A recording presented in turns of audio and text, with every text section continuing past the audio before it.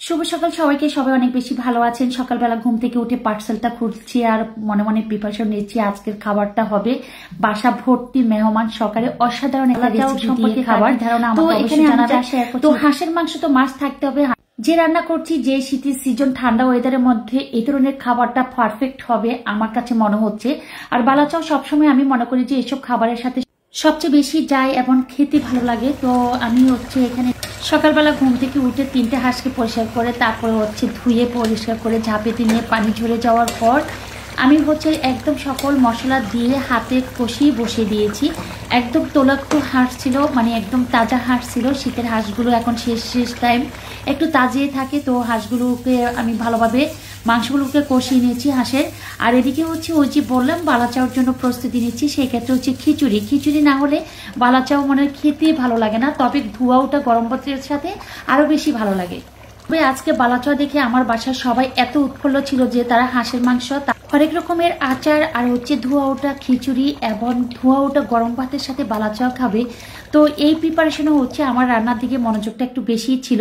তো মনোযোগ বলতে অনেকে আমার পেজে অনেক সময় ময়ফুলকে দেখেছিলেন।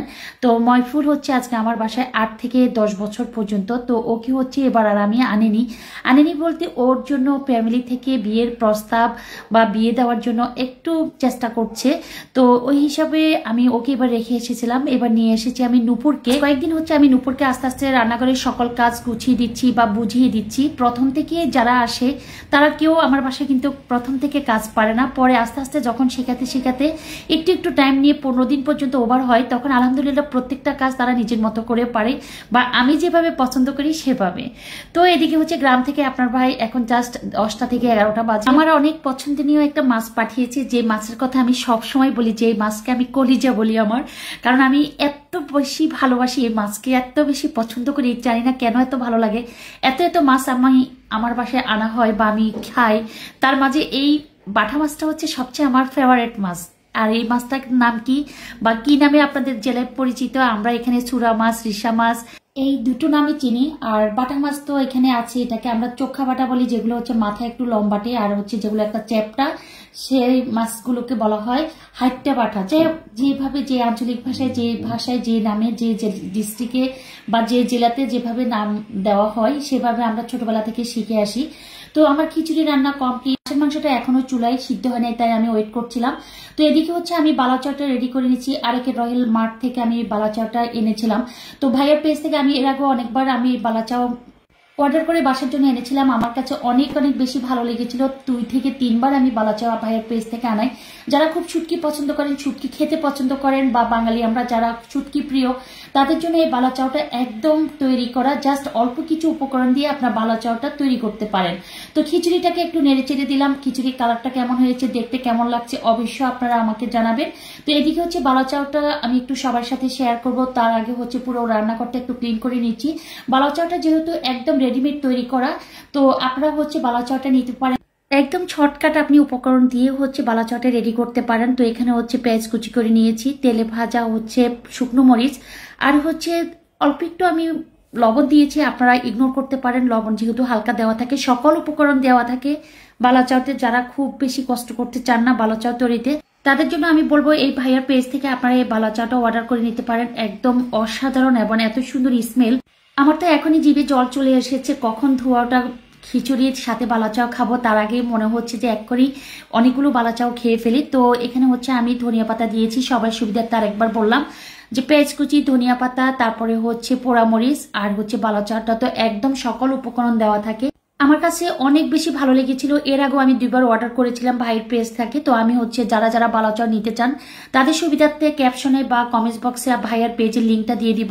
আপনারা যারা খুব বেশি বালাচাও পছন্দ করেন, শুটকি মাছ খেতে পছন্দ করেন বা অনেক কষ্ট করে শুটকি ভর্তা করবেন তারপরে খাবেন, সেটা থেকে বাঁচতে চান, তারা এই রেডিমেড বালাচাওটা ভাইয়ের পেজ থেকে নিয়ে জাস্ট পেঁয়াজ কুচি, ধনিয়া পাতা, সরিষার তেল, লবণ আর ভাইয়ার পেজ থেকে আনানো বালাচাওয়ের রেডিমেড বালাচাও দিয়ে হাত দিয়ে চটকে বানিয়ে ফেলবেন।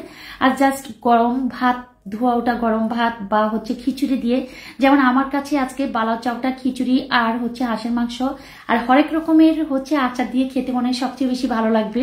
তো সেই জন্য আমি ওভাবে রেডি করছি। তো পুরো বাসাটা একটু সবার সাথে শেয়ার করছি। অনেকে আমার বাসাটা দেখার জন্য প্রায় আমাকে মেসেঞ্জারে বা হচ্ছে কমেন্টস বক্সে আপনারা চাচ্ছেন যে আমার বাসাটা একটু একটু করে যেন আপনাদেরকে দেখানো হয়। তো আসলে বাসাটা আমি দেশ থেকে আসার পর অল্প অল্প করে হচ্ছে মোটামুটি ক্লিন করেছি যতটুকু পারা যায়। আসলে পরিষ্কার পরিচ্ছন্নতা ইমানের অঙ্গ। আমার একটু খুঁতখুঁতে অভ্যাস আছে, সবসময় বাসাটা ক্লিন থাকতে হবে, যত কাজ থাকুক না কেন, বাসায় মেহমান থাকুক আর না থাকুক, আসুক মেহমান না আসুক, আমার কাছে পুরো বাসাটা যদি সাজানো গোছানো পরিপাটি থাকে আমার নিজের কাছে ভালো লাগা কাজ করে, এমন স্বস্তি ফিল হয়। এবং কেউ মনে হয় আমাকে অনেকগুলো বকা দিল তখন আর বকার মতো লাগে না, বা কেউ আমাকে যদি এক গাদা গালিও দেয় মনে যেন শান্তি। কারণ আমার বাসায় গোছানো থাকলে সবচেয়ে বেশি ভালো লাগে, সেটা রান্নাঘর হতে আরম্ভ করে পুরো বাসায় এমন সবকিছু এভরিথিং সবকিছু গোছানো থাকলে আমার ভালো লাগে। তো ওখানে হচ্ছে রান্নাঘরের তো কাজ মোটামুটি কমপ্লিট করে চলে এসেছি। খিচুড়ি রান্না হয়েছে, বালাচাটা আমি রেডি করে দেখিয়েছিলাম। তারপরে হচ্ছে চুলার একদম অল্প আছে হাঁসের মাংসটা বসিয়ে রেখেছি।